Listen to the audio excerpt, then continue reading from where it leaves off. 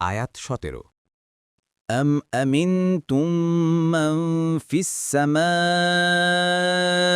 أن يرسل عليكم حاصبا فستعلمون كيف نذير অনুবাদ অথবা তোমরা কি এ থেকে নির্ভয় হয়েছ যে আসমানে যিনি রয়েছেন তিনি তোমাদের উপর কঙ্করবর্ষী ঝঞ্ঝা পাঠাবেন তখন তোমরা জানতে পারবে কিরূপ ছিল আমার সতর্কবাণী তাফসির ১ নম্বর ফুটনোটির বিবরণ সাবধানবাণী মানে রসূলুল্লাহ সাল্লাল্লাহু আলাইহি ওয়াসাল্লামকে বুঝানো হয়েছে আয়াত 18 ওয়ালাকাদ কাযযাবাল্লাযীনা মিন ক্বাবলিহিম ফাকাইফা কানা নাকির।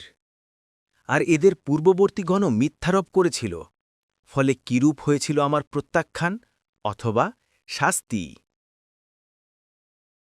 আয়াত 19 আওয়ালাম ইয়ারাউ ইলা তায়রি ফাওকাহুম সাফফাতিন ওয়া ইয়াকবিদনা মা ইউমসিকুহুন্না ইল্লার রহমান ইন্নাহু বিকুল্লি শাইইন বাসীর।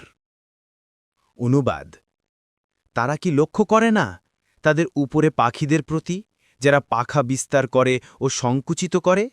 দয়াময় আল্লাহ তাদেরকে স্থির রাখেন, নিশ্চয়ই তিনি সবকিছুর সম্যক দ্রষ্টা। আয়াত ২০ আম্মান হাযাল্লাযী হুয়া জুনদুল লাকুম ইয়ানসুরুকুম মিন দুনির রহমান ইনিল কাফিরুনা ইল্লা ফি গুরুর।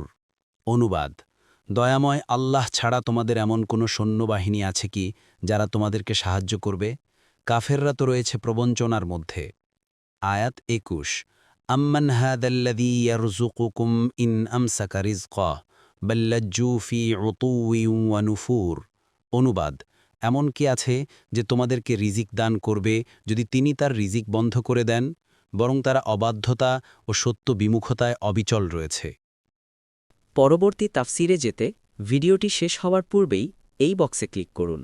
ভয়েস বা উচ্চারণে অনিচ্ছাকৃত ত্রুটি ক্ষমাসুন্দর দৃষ্টিতে দেখবেন ইনশাআল্লাহ।